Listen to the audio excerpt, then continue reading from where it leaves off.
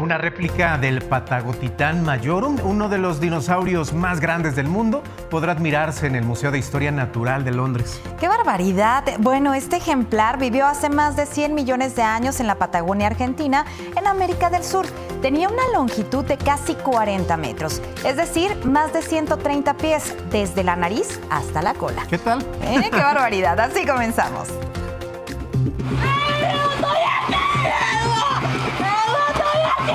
Hasta que yo le pegué gritos, lo llamé y se sentó. Cuando se sentó me di cuenta que estaba vivo.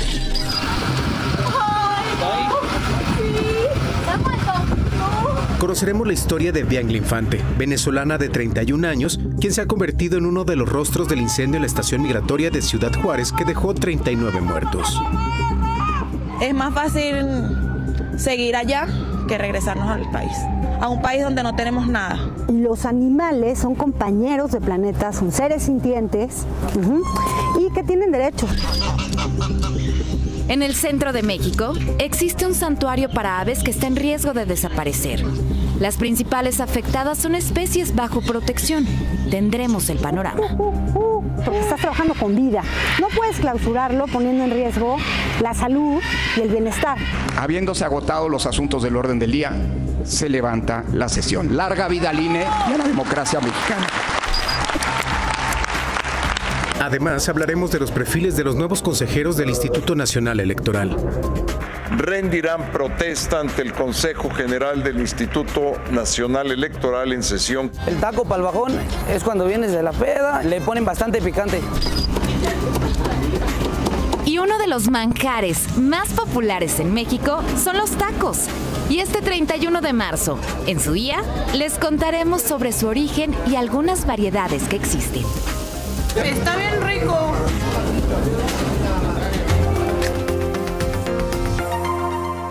Se ofreció un tercer informe sobre el incendio registrado la noche del lunes 27 de marzo en la estación migratoria de Ciudad Juárez, Chihuahua, al norte de México, la cual dejó 39 personas muertas y 28 personas lesionadas.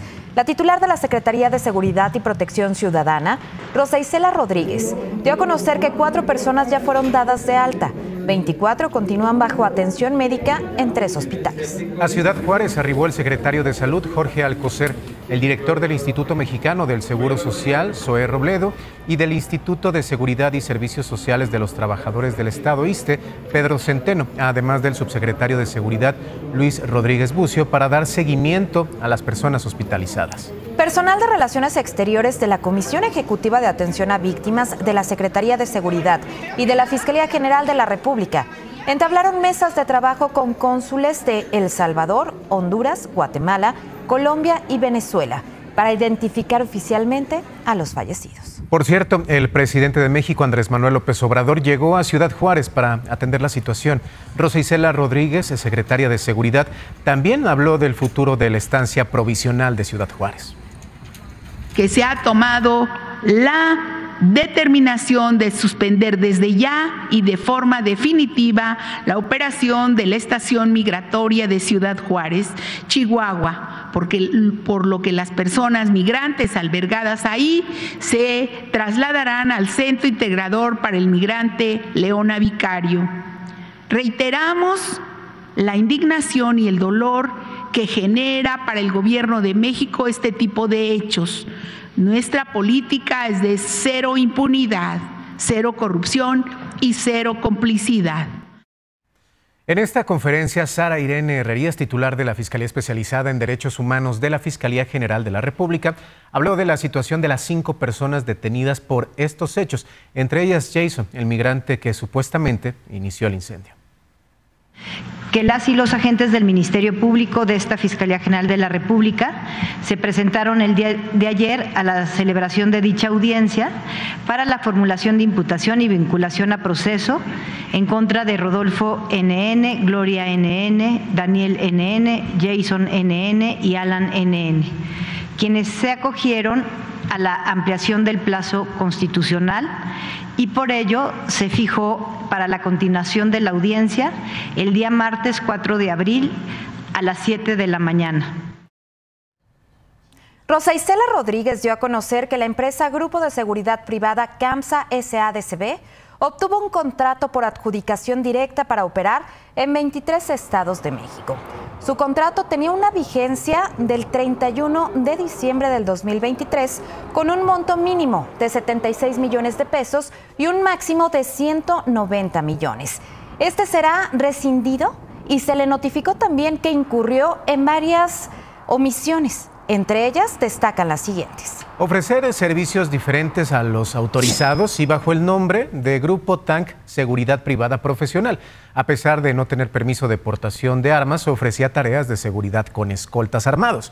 Protegía a funcionarios, rastreo y localización satelital GPS, custodia de mercancías, entre otras labores. CAMSA omitió actualizar también el registro de personal y equipo de seguridad privada relativo a sus sucursales. También evitó en todo momento aplicar, tolerar o permitir actos de tortura, malos tratos, actos crueles, inhumanos o degradantes. Omitió inscribir, capacitar y también presentar a su personal a la Dirección General de Seguridad Privada para exámenes médicos, psicológicos y toxicológicos e implementar mecanismos que garanticen el cumplimiento de obligaciones de su personal. Antes, la Secretaría de Salud de Chihuahua informó sobre el estado de salud de los migrantes quienes se encuentran en el Hospital General en Ciudad Juárez. 11 permanecen en un área aislada. Todos se encuentran intubados en espera también de que sus condiciones de salud mejoren. Presentan lesiones severas en vías respiratorias y pulmones, por lo que a algunos se les colocarán un catéter o se les intervendrá quirúrgicamente. Otros también tienen daños renales debido a las quemaduras sufridas por este incendio. 3 de los 11 migrantes se encuentran en estado de salud delicado, mientras que los 8 restantes se mantienen en estado de salud reservado.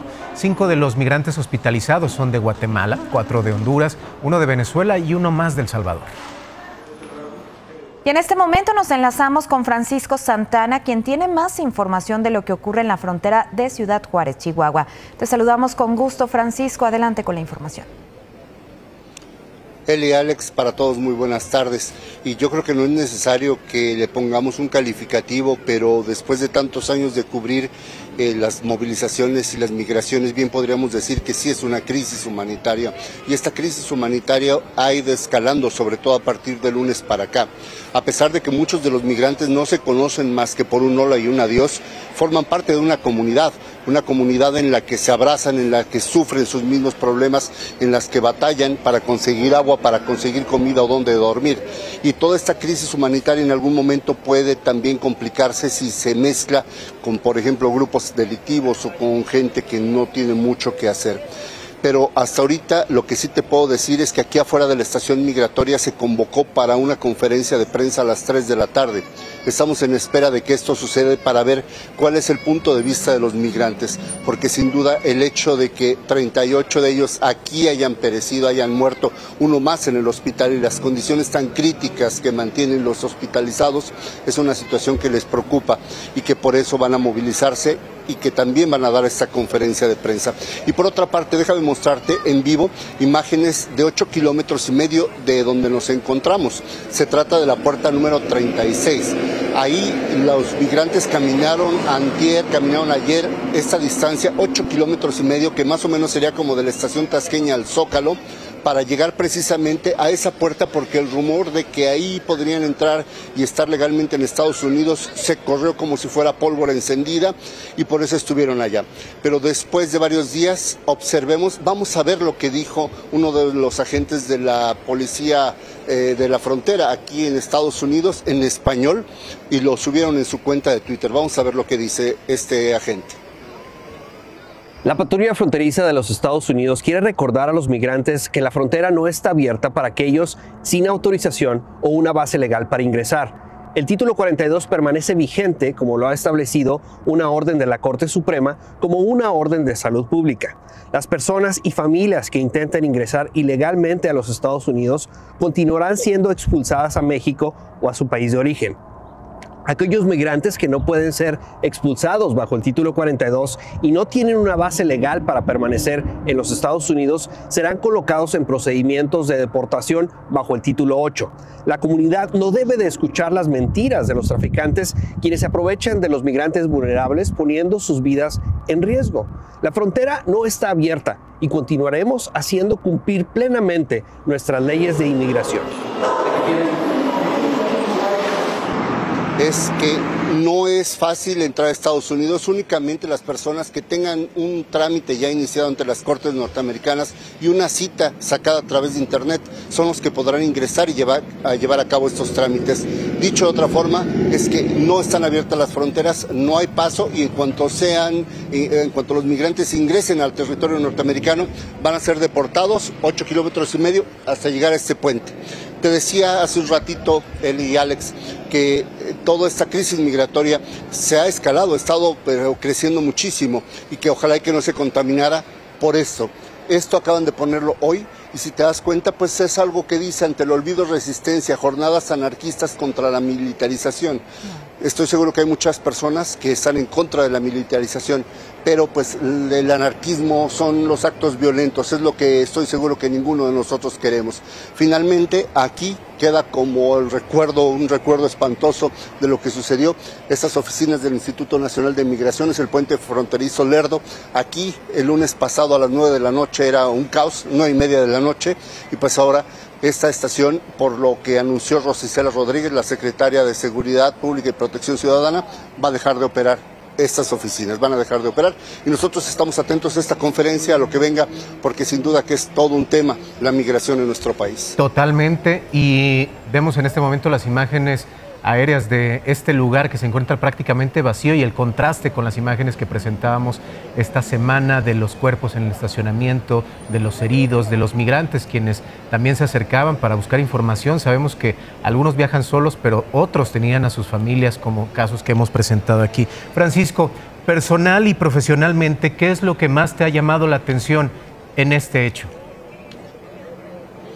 Personalmente, el que son seres humanos igual que ustedes y que nosotros, y que me queda claro que nadie abandona su país bajo condiciones normales. Tiene que haber algo muy extremo para que tengas que salir y dejar todo lo que tienes a cambio de meses de estar caminando y de estar batallando. Me ha llamado la atención la gente cómo camina.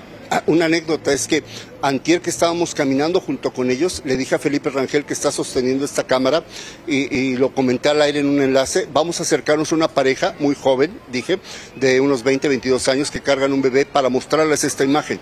No los pudimos alcanzar, caminan rapidísimo, tienen una fortaleza enorme que de verdad les sorprende. Condiciones críticas que no las hemos mostrado por respeto a los menores de edad, pero verlos sentados en condiciones extremas de temperatura, de un viento inclemente con ráfagas de 50 kilómetros por hora que te llenan de tierra los ojos, la boca, la nariz, y ellos estar en esas condiciones no es de verdad nada agradable. Profesionalmente, lo que me ha conmovido son las cifras.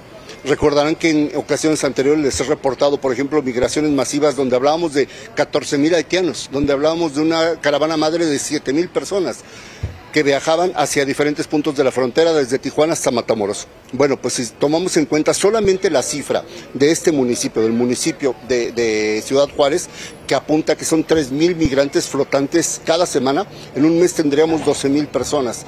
Casi la cifra récord de los migrantes haitianos de 2017, donde fue una caravana enorme. Y aquí es una ciudad en donde la verdad no está preparada para recibir a tantas personas. La mayoría de las ciudades que son de paso no presentan problemas más que por unas horas o un día.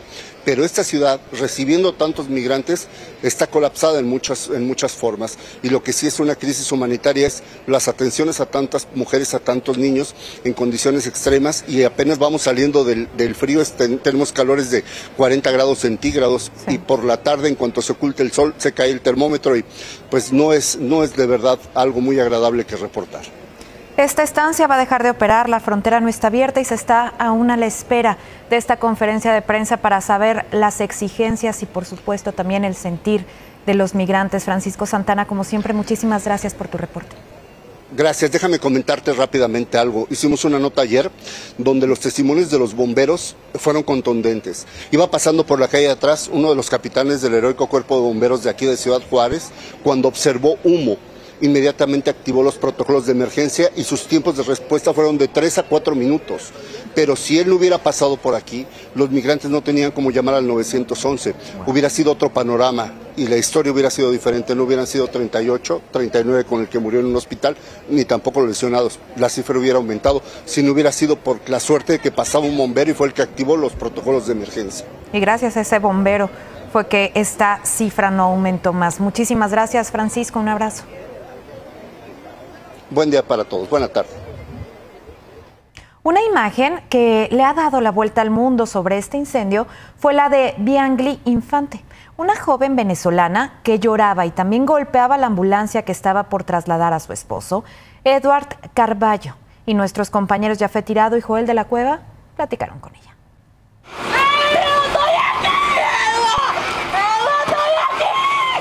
Biangli Infante, tengo 31 años. Tengo mi esposo y mis 3 niños.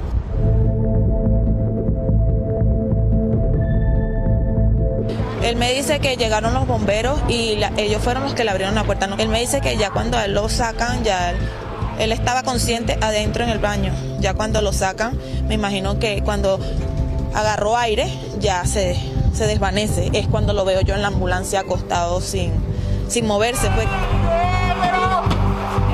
En ese momento te lo juro que no vi a nadie.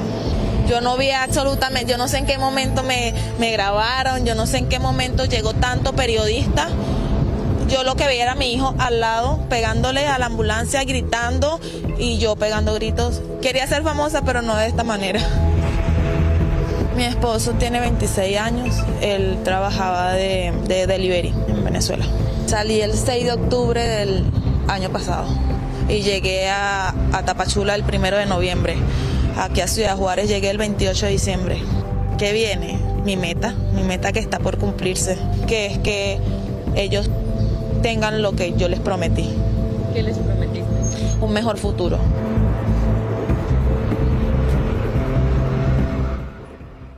En este espacio informamos que existen señalamientos respecto a que los migrantes habrían tenido acceso a encendedores o cerillos al interior de esta estación, aun cuando las revisiones físicas son exhaustivas. Una de estas versiones surgió del abogado Jorge Vázquez Campbell. Esto señaló en entrevista para nuestra compañera Jafet Tirado. Empezaron a protestar los reos al punto donde no los ignoraron.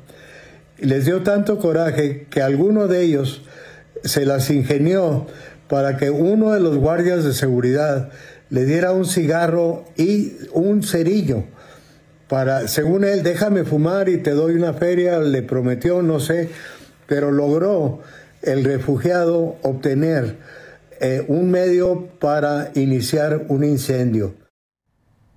Jorge Vázquez Campbell también ha señalado al delegado del Instituto Nacional de Migración en Chihuahua, el contraalmirante Salvador González, de supuestamente haber ordenado que los migrantes no fueran liberados cuando fue informado por teléfono de este incendio. Esto lo dio a conocer la agencia de noticias AP. Por ello, se presentó una denuncia ante la Fiscalía General de la República contra el funcionario. Para hablar más acerca de este tema, saludamos con gusto a Jorge Vázquez Campbell, presidente del Colegio de Abogados de Refugiados. Abogado, gracias por estar con nosotros esta tarde. Y fuera del tema legal, mi primera pregunta es, ¿qué fue lo que pensó en el momento que se enteró de este hecho, de que había personas fallecidas al interior de este centro y de que lo que había sucedido era una tragedia? Después de tantos años de estar trabajando con ellos, ¿qué pensó cuando se enteró de esto? Llevo más de 2 años presentando denuncias con evidencias, con documentales de juzgados de distrito y nunca hemos logrado que la Fiscalía los manden ante un juez con el alegato de que los afectados o las víctimas ya no están en el país y entonces los mandan a la reserva. Eventualmente tenía que suceder una barbaridad de estas. No es la primera vez que hay muertos por razón de inmigración. El año pasado tuvimos 5 asesinados de que Migración los soltó a manos de policías. Los policías extorsionaron a la familia pagó entre 10 y 15 mil dólares. Fuimos antisecuestros dijeron que estaban ocupados en otros operativos. Tuvimos que acudir al consulado americano para que la FBI investigara. Ya no supimos. Como a los 6 días después, me enteré por el periódico que estaban los cadáveres de estos muchachos y se les habían quitado sus órganos. Wow. Entonces, no es la primera vez que sucede un hecho violento. De lo que estoy hablando es lo que motivó la renuncia del personal de inmigración en aquel entonces. Pero aquí fue irritante. Vino Garduño, vio qué estaba pasando, estuvo 1 hora, 2 horas, ratificó al delegado Salvador en su puesto y no pasó nada. Así se quedó. Le perdonaron a este cuate ese incidente y ahora estamos en esta situación en que se están ofreciendo evidencias de las llamadas telefónicas que se le hizo para acreditarlo. También la hija de la oficial de inmigración que está detenida sacó en Facebook la misma versión que di yo, pero su mamá es la mujer que soltó a las mujeres, es una heroína, no tiene por qué estar detenida esa mujer, porque fue la que salvó a las mujeres que estaban en el anexo ahí en la cárcel. Aquí estamos viendo una vacilada de detener a los agentes que estaban en guardia. Uh-huh. Y con eso quitarse la prensa de encima, que ya agarraron a los responsables. No es cierto que los oficiales que estaban ahí y contra quien se giró a orden de aprehensión sean responsables. Uno de ellos andaba en el DIF en el momento de los hechos entregando niños. El otro estaba en su casa con COVID. Así es que esas órdenes de aprehensión no tienen razón de ser. Pero en ocasiones, en el pasado, lo que hacían es buscar un chivo expiatorio para callar a la prensa. Desafortunadamente seguimos con la misma práctica.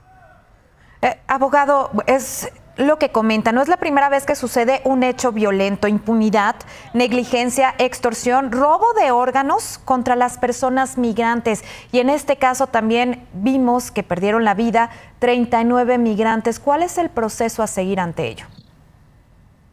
Bueno, mire, señorita, este señor Salvador es penalmente responsable, si no porque ordenó la muerte, porque él no tomó las medidas de seguridad que dice Protección Civil. El edificio tenía que haber contado con extinguidores de fuego, con sistema de riego en caso de incendio, tenía que tener ventanas y puertas de emergencia.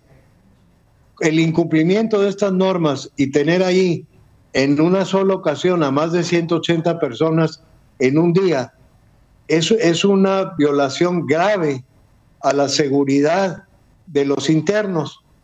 Nada más por ese hecho de estar operando ese lugar sin cumplir con las normas mínimas de seguridad, se llama dolo eventual.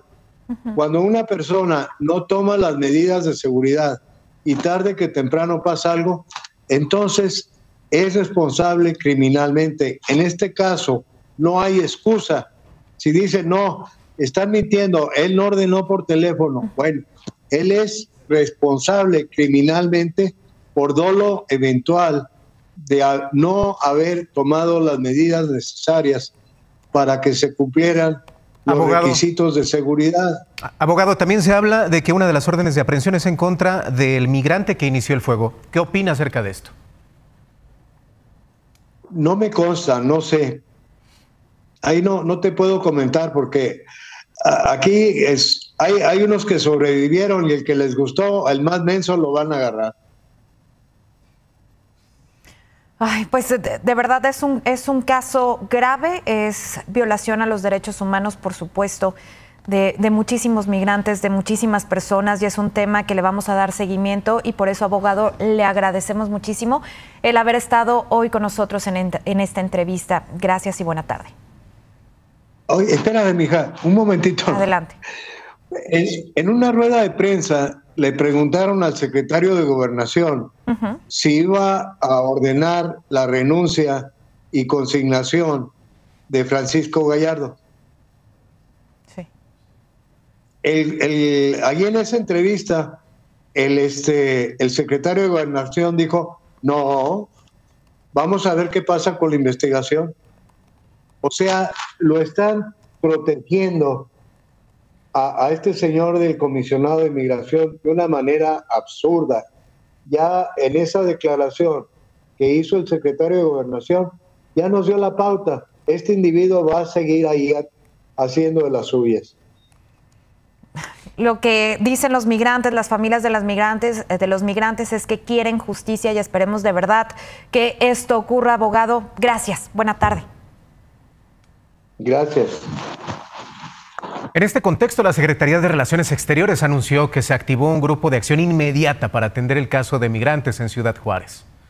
A través de un comunicado, la Secretaría precisó que junto con los gobiernos, representantes diplomáticos y también cónsules de Colombia, Guatemala, El Salvador, Honduras y Venezuela, este grupo atenderá de manera expedita a las víctimas de la tragedia y va a apoyar también a sus familiares para que obtengan visas humanitarias. Además, se refiere que coadyuvará a identificar a las personas fallecidas y la repatriación de los restos humanos, así como atender en los hospitales a los heridos y gestionar la reunificación con sus familias.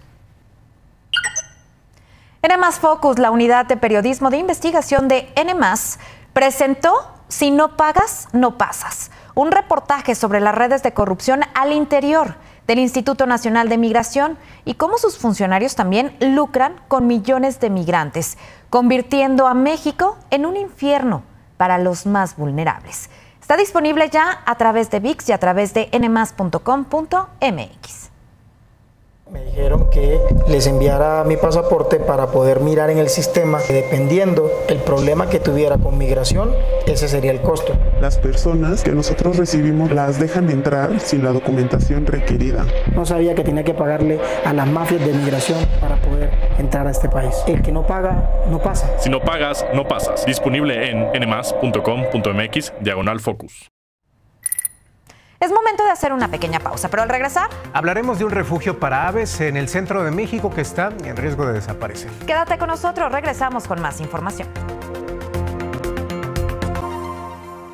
En Iztapaluca, en el Estado de México, al centro del país, un santuario para aves y cientos de otras especies de animales podrían perderse. Tras 6 meses clausurado, la autoridad medioambiental se resiste a levantar las restricciones. Es un trabajo de Víctor Diego con imágenes de Ariadna Quirarte. La manutención de cada una de estas aves cuesta al mes 350 pesos entre alimentos y otras cuestiones relacionadas con su manutención. Desde que cerró el aviario, desde que cerró el nido, pues todo este dinero ha tenido que salir del bolsillo de los dueños. Sin embargo, nos comentan que las reservas se están agotando. De no encontrar una solución pronto, cada una de estas aves va a tener que ser reincorporada a otros espacios. Llevamos 6 meses y bueno, dándole la batalla con todo, gracias a la sociedad y sobre todo a la comunidad de Iztapaluca, que siempre vienen a traer comida, alimento para los animales. No le ha faltado absolutamente nada a ninguno de ellos. Nosotros somos vecinos de aquí, hemos venido ya varias veces con mi nietecito, pero estamos muy preocupados por las aves. ¿Qué pasó con el aviario? ¿Por qué lo cerraron? El nido existió antes de que la zona de Iztapaluca en el Estado de México se poblara, allá por los años 60. Desde entonces, aquí se resguardan especies de animales que ni siquiera en zoológicos se pueden encontrar, muchas de ellas en peligro de extinción. Que tú tengas conocimiento, Caro, esa es la clausura más larga con algún centro similar. Es que comparte características con el niño. Totalmente, sí. ¿A qué se debe esto? A ver. Es la más larga, exacto, que tenga animales. ¿Por qué? Porque estás trabajando con vida. No puedes clausurarlo poniendo en riesgo la salud del bienestar. Llevamos como 3 horas y media recorriendo el lugar Y parte de lo que hemos visto es que para ser un lugar que ha cerrado durante 6 meses sus puertas a las personas, y obviamente estos ingresos no llegan a las arcas de este lugar, pues no he visto en sí, es más, quiero que lo vean, no he visto como tal alguna jaula en la cual se note la sociedad o que esté descuidada, que no haya alimento, todas tienen agua. Este amigo, este guardia nos ha estado acompañando durante todo el recorrido. Y si no es él, al menos los de su especie. Miren. No les miento, allá está otro, mira. O sea, es real eso de que los animales nos siguen y están con nosotros en el recorrido. Y una vez que se normalicen las condiciones de visita por acá, creo que sí podría invitarlos a este lugar, al nido en Ixtapaluca, porque es una cita, es un encuentro íntimo con la naturaleza como yo nunca lo había presenciado. Es decir, había ido a zoológicos, por supuesto, desde niño estamos familiarizados con esta figura. Sin embargo, un lugar en el cual convivas como tal con los animales y los veas por todos lados, pues yo no lo había vivido así. ¿Te has preguntado cuánta basura se genera en la Ciudad de México diariamente y pues a dónde se van todos estos residuos? Emilio Sánchez, Luis Alberto Herrera y Elizabeth Jiménez nos cuentan. Pocas ciudades generan tanta basura como la Ciudad de México. Bueno, de hecho solo es una, Nueva York. Los chilangos producimos casi 13,000 toneladas de desechos todos los días.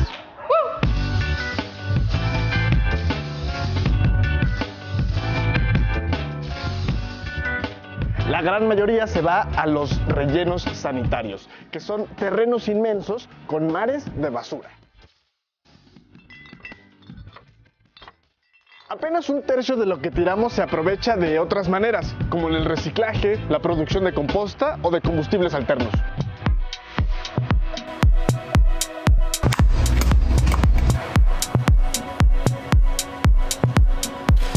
Por ejemplo, con los plásticos, algunos tienen pegamentos o resinas que son difíciles de separar. Otros sueltan partículas tóxicas que los vuelven inútiles. ¿Y qué pasa a nivel país? Diariamente se recolectan 107,056 toneladas de basura y solo 4 entidades son responsables de casi el 40%. Ciudad de México, Estado de México, Jalisco y Veracruz. Mucho tiene que ver con nuestras formas de consumo. México es de los países que más bebidas embotelladas consume, incluida el agua. De ahí que la capital prohibiera los plásticos de un solo uso en 2020.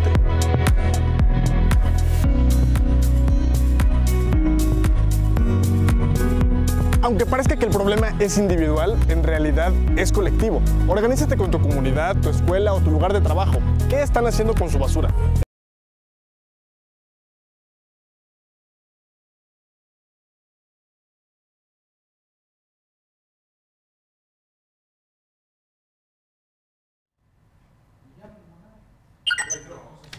La orca Lolita será liberada luego de haber estado más de 50 años en cautiverio en el acuario de Miami. La acompañarán 2 delfines y serán trasladados en un tanque de viaje. Los directivos del acuario de Florida llegaron también a un acuerdo con los voluntarios de Friends of Lolita, una organización de defensa de los derechos de animales, para liberarla y trasladarla al noroeste del Pacífico en el plazo de 2 años, ya que su traslado no será fácil, empezando también porque pesa más de 2.260 kilos.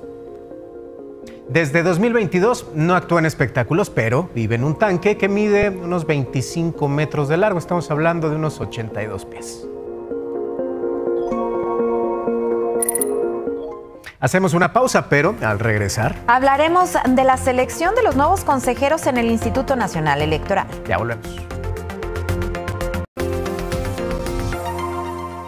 En las primeras horas de este viernes 31 de marzo, los diputados en México eligieron a los 4 nuevos consejeros del Instituto Nacional Electoral que entrarán en funciones a partir del martes 4 de abril para los próximos 9 años. Los legisladores optaron por el método de insaculación, es decir, con un sorteo con tómbola, ya que no pudieron llegar a un acuerdo en los días anteriores. Esta, hay que decirlo también y recalcarlo, es la primera vez que esto pasa en la historia del país. Y bueno, los 4 nuevos consejeros son, en primer lugar, Guadalupe Tadei Zavala, quien será la nueva consejera presidenta del INE. Jorge Montaño Ventura, Rita Bel López Vences y Arturo Castillo Loza. Las consejeras y los consejeros electos mediante insaculación rendirán protesta ante el Consejo General del Instituto Nacional Electoral en sesión que se convoque para tal efecto, conforme a lo dispuesto por el artículo 36, numeral 7 de la Ley General de Instituciones y Procedimientos Electorales, desde el formato de decreto y publíquese en el Diario Oficial de la Federación.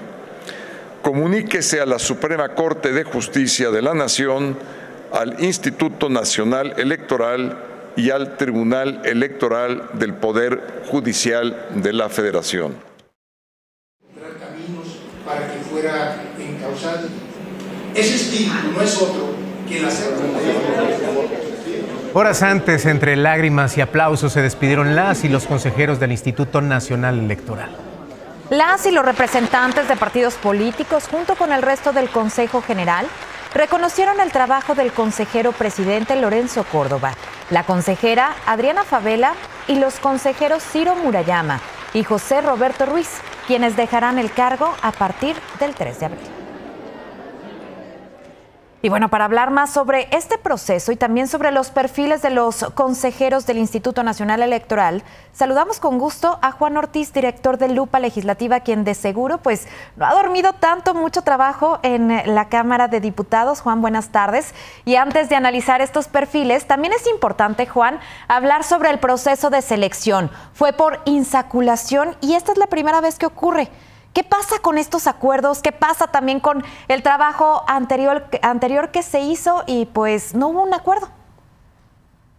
Sí, mira, el tema de la tómbola para mí es un fracaso del Congreso porque precisamente los legisladores, ellos tenían que lograr un acuerdo, proponer nombres y que se sometiera a votación, pero en sí esto se suma a una serie de inconsistencias que ocurrió en este proceso para elegir nuevos consejeros, porque de la propia integración del comité que califica a los aspirantes, en su propia, digamos, integración, donde 5 de 7 miembros eran personas afines al gobierno federal, eran personas afines al partido del poder. Luego las calificaciones dejaron muchas dudas de cómo personas sin experiencia en temas electorales estaban superando a personas que trabajaban en institutos electorales, tribunales electorales. Entonces es solamente una sumatoria de inconsistencias, incongruencias, irregularidades. La verdad, yo lamento mucho que hubiéramos llegado a la tómbola. Por lo menos los grupos parlamentarios hubieran sentado a definir los perfiles más preparados, ¿no? Y ahora llegamos al tema de la insaculación, a la tómbola. Digamos que es agridulce. Efectivamente fue en la madrugada, pero bueno, ya tenemos por fin una presidenta del INE que dentro de los escenarios, pues digamos, por lo menos ella es un perfil preparado, aun cuando hay ciertas críticas, pues de ciertos parentescos y afinidades con el partido en el poder, pero por lo menos es un perfil preparado. Hay otros 2 consejeros electorales que también tienen muy buena trayectoria, un trabajo detrás. Entonces yo creo que es un escenario no tan malo como se esperaba. Juan, ¿qué hay acerca de las primeras acciones que deberán de emprender la consejera presidenta y los 3 nuevos consejeros a tomar protesta a partir del 4 de abril? ¿Cuáles son esas primeras acciones que deben de realizar y a qué debemos de estar atentos? Mira, lo primero que va a tener que realizar la consejera presidenta es definir quién va a ser el secretario ejecutivo, que recordarán que hace unos días renunció Edmundo Jacobo, y también tiene que proponer a las direcciones ejecutivas. Estos cargos son quienes ayudan a los consejeros electorales a realizar toda la chamba que tienen que hacer y en todas sus funciones. Entonces, los perfiles que vaya a proponer son muy importantes. Esperemos que no quieran proponer a personas que no tienen la capacidad o que vean estos cargos como premios de consolación, porque de esto depende que se lleve a buen puerto todas las funciones, porque en este año se enfrenta al proceso electoral de Coahuila, el proceso electoral del Estado de México, vienen las elecciones presidenciales. Entonces, estos nombres son muy importantes. Aquí hay que tomar en cuenta que un reto que se enfrenta la nueva consejera presidenta es que tiene que dialogar con sus compañeros, porque no es como la Comisión Nacional de Derechos Humanos, donde la titular es la que tiene todo el poder y impone su voluntad, sino que el INE se maneja a través de un consejo general y las decisiones la toman 11 personas, no una sola. Claro. Entonces ese es otro reto. tiene que dialogar con sus compañeros. Incluso, Juan, se habló mucho también sobre los perfiles, que si eran afines a Morena o al PRI, que si eran familiar de algún funcionario público en funciones. ¿Qué opinas sobre estos perfiles? Mira, claro que es de llamar mucho la atención que hayan destacado varios perfiles que o tienen parentescos o tienen relaciones, afinidades en el gobierno federal, en gobiernos locales de Morena, con el partido del poder. Pero yo digo que por lo menos de estos 4 perfiles, por lo menos tienen esa experiencia electoral que va a ser muy importante, porque esta renovación que se hace llega en un momento que vienen procesos electorales muy importantes. O sea, el Estado de México es donde está la mayor cantidad de electores en todo el país. No es nada fácil. Luego viene la elección presidencial, más la renovación del Congreso, de ayuntamientos, de estados. Entonces, por lo menos podemos decir que van a estar personas que sí tienen la trayectoria. Juan, ¿qué es lo rescatable o qué es lo positivo que tú sacarías de esta elección de los consejeros, finalmente insaculación, pero qué es lo que se puede rescatar de todo este proceso? Fíjate qué pregunta tan complicada, porque tomando en cuenta todo este proceso, muchas irregularidades, muchas inconsistencias, muchas cosas que no debieron de haber pasado. Yo digo que lo único rescatable que del escenario en el que pudo haber sido escogidos consejeros electorales sin experiencia y con relaciones con el partido en el poder, yo creo que por lo menos lo positivo es de que las personas que fueron elegidas tienen esa capacidad y ya trabajaron en institutos locales, en organismos, en temas electorales. Entonces yo creo que es lo bueno, tío, de todo esto. Y bueno, también resaltar que hubo un ordenamiento por parte del Tribunal Electoral del Poder Judicial de la Federación para que en esta ocasión una terna sea nada más para puras mujeres y de ellas salga la próxima presidenta del Instituto Nacional Electoral, que así ocurrió. La toma de protesta, hay que decirlo, es el próximo 4 de abril y así estuvieron los trabajos. Y Juan, de verdad, muchísimas gracias por haber estado con nosotros. No, al contrario, muchísimas gracias por la invitación y aquí estamos a la orden y pues a estar atentos los próximos días. Claro. Buena tarde. El desempleo en México disminuyó durante el mes de febrero de 2023. El Instituto Nacional de Estadística y Geografía, INEGI, informó que 1.600.000 personas estuvieron desempleadas en este periodo. Esto equivale a 173.000 personas menos que en enero de este mismo año y 547.000 personas menos que en febrero del año 2022. Los indicadores de ocupación y empleo del Instituto Nacional de Estadística y Geografía apuntan que la tasa de desocupación en febrero de este año alcanzó al 2.7% de la población económicamente activa, 1% menos que en el mismo mes, pero del año 2022. La población ocupada formalmente aumentó 527.000 personas al pasar de 25.4 millones a 26 millones en febrero de este 2023.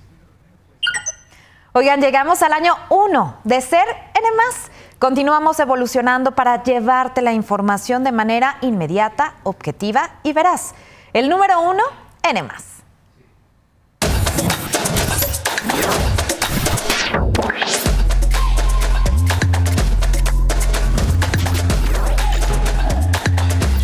De N+. De N+. N+.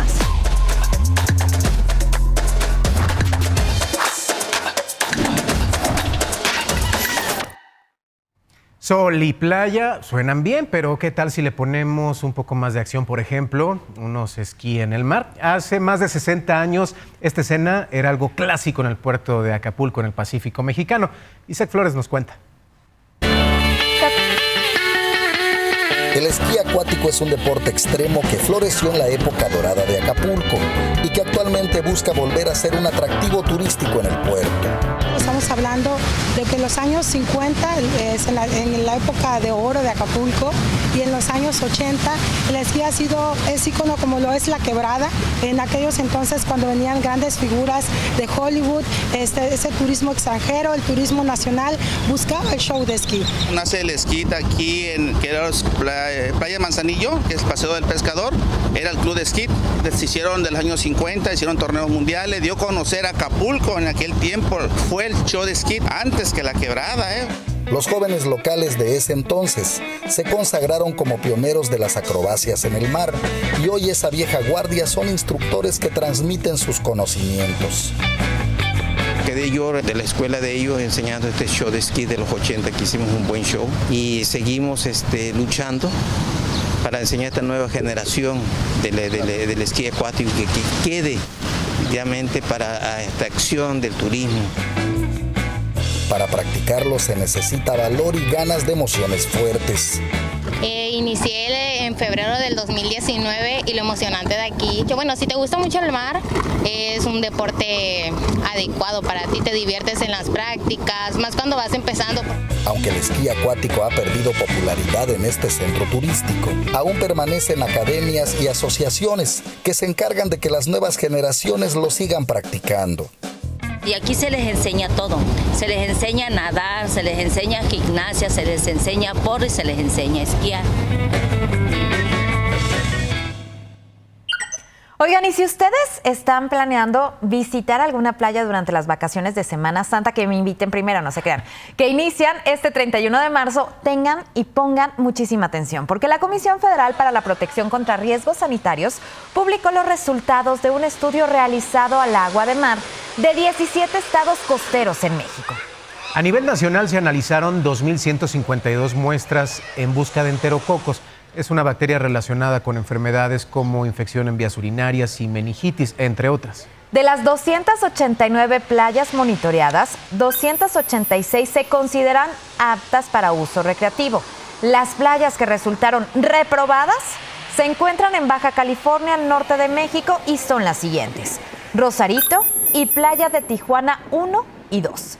Donde se rebasan incluso los límites establecidos de enterococos. La calificación se da basada en los lineamientos establecidos por la Organización Mundial de la Salud.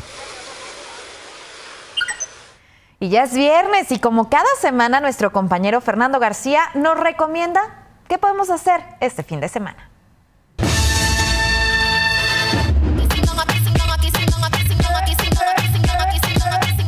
La Rosalía, Travis Scott, Junior H, Tokisha, Julieta Venegas y más se presentan en el festival Axe Ceremonia. El evento cumple ya una década de historia, durante el cual se han mudado en varias ocasiones, pero ya se estacionaron por fin en el Parque Bicentenario. Y si no le vas a caer a esto, aquí te van otros 4 planes para este fin de semana. La cumbia no para en la Ciudad de México. Si los sonideros el fin pasado juntaron a más de 200,000 personas en la plancha del Zócalo, esta vez el turno es para Margarita, la diosa de la cumbia, los Askis y los Cumbia Kings. Bailongo aunque llueva. We Are Not Zombies es una plataforma de emprendimiento social donde el cine, la cultura, la gastronomía y la música se juntan. ¿Quieres conocer más de ellos? Estás de suerte porque este fin de semana realizan su primer festival en el Huerto Roma Verde. Seguimos celebrando la llegada de la primavera y esta vez la cita es en el Bosque de Tláhuac. Los Pericos, la Castañeda y los Daniels te esperan para un concierto que, lo más importante, es gratis. El sábado 25 de marzo se nos fue el cuate de cuates, el amigo de todos los niños, Javier López Chabelo. A manera de homenaje, la Filmoteca de la UNAM preparó un ciclo con 2 películas, Chabelo y Pepito Detectives y Chabelo y Pepito contra los monstruos, para este fin de semana.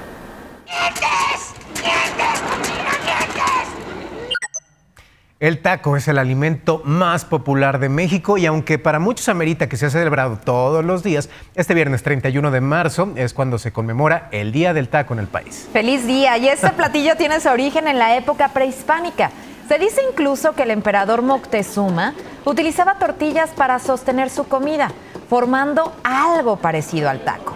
También se cree que las mujeres, cuando los hombres se iban a trabajar, les enviaban la comida envuelta en tortillas. ¡Qué práctico! Comenzó a celebrarse cada 31 de marzo por una campaña de Televisa en 2007. Fue una campaña taquera durante el mes de marzo en la Ciudad de México y Acapulco, con festivales, tianguis y conciertos. Desde entonces se eligió el último día del mes para celebrarlo. Y sin duda hay tacos para todos los gustos, ya que la tortilla puede ir acompañada de prácticamente cualquier ingrediente. Veamos esta historia de Edna González, Antonio Zapata y Elizabeth Jiménez. Pues es el suaderito, pues primero lo bisteciamos, para echarlo al comal, mira. Lo ponemos a cocer de 40 minutos a 1 hora. Lo sacamos, lo picamos. Ya estando bien picadito, le echamos a la canastita. Le damos vuelta. De aquí despachamos los taquitos. Ahí está. El taco de cochinada lleva longaniza, suadero y lleva un poquito de cebolla de cambray y chicharrón. Y es el que originalmente se le ponía la cochinada. La cochinada es todo lo que se le va cayendo a la copa y queda así como tierrita. El taco con toño es el que lleva cebolla, cilantro y salsa, ya dependiendo el gusto del suadero, pastor, cabeza o longaniza. El taco con tormento es el que lleva longaniza. El taco con contero es el que lleva poquita salsa. El taco con llorona es el taco que lleva pura cebolla. El taco banquetero es que estás parado y te lo echas. El taco con copia es con doble tortilla. El taco pa'l bajón es cuando vienes de la peda y te vienes y le ponen bastante picante. Mira, lo metemos ahí de reversa al lado de la jeep. ¡Te le mar! En un momento. Pachito. Mi taco favorito es de al pastor. Pues yo me aviento hasta 6 tacos. Sí, sobre todo la salsa verde. La busco con las manos.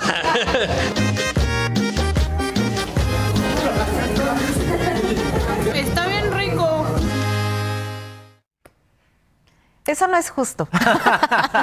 Solo nos antojan y es ya la hora de comida. Y no has comido de verdad tú. es uno de mis platillos favoritos. Es los que tacos. son deliciosos. Yo anoche cené tacos generalmente los viernes, pero ayer dije, se antojan unos tacos. ¿Y cuáles son los que más te gustan? ¿Qué tipo de tacos? Los de pastor en la Ciudad de México y los de asada en la Ciudad de Tijuana. Son buenísimos. Mira. Es que ahí te le ponen el guacamole sin pensar. ¿Con salsa de la que pica o de la que no pica? No, de la que pica, sino ¿qué caso tiene tú? Sí, exacto. Aquí los de pastor en Ciudad de México de verdad son una delicia y mis favoritos también en Durango, los de asada. Allá al bistec se le dice tacos de asada y aquí tacos de bistec, que son ricos, pero aquí me gustan más los de pastor. Y algo que me llama muchísimo la atención es que aquí siempre te dicen, ¿de cuál salsa? ¿Verde o roja? Yo, échale de las dos, por favor. Mucha salsa, mucho limón, mucha cebollita, qué rico. Que no sé si te ha tocado, pero a mí sí, en lugares en donde te preguntan qué salsa y nada más puedes elegir una. No, ¿qué es eso? No se vale, no hay que ser tacaños. Sí, aquí son más codos de salsa, eso sí. Vamos con más. Una filipina de 106 años de edad, escuchen, es la mujer que aparece en la última portada de Vogue, en la edición, por supuesto, del mes de abril. Wang Ot ha dedicado su vida a perfeccionar el arte de los tatuajes y por eso es considerada una mamba batok o tatuadora tradicional de Kalinga, provincia filipina. Así es, su labor resalta, pues tiene raíces también en los tatuajes que realizaban los guerreros indígenas, quienes los hacían a mano usando solo un palo de bambú, una espina de un árbol de pomelo, agua y también carbón. Se caracterizaban por ser diseños geométricos para representar la fuerza, valentía y también la belleza. Wang Ot tiene su cuerpo cubierto de estos tatuajes y es parte de una legendaria tradición. Asegura que seguirá tatuando mientras pueda ver bien. Fue elegida por Vogue para aparecer en la portada, pues representa parte de lo hermosa que es la cultura filipina. Con eso llegamos al final de N+15. Gracias por acompañarnos.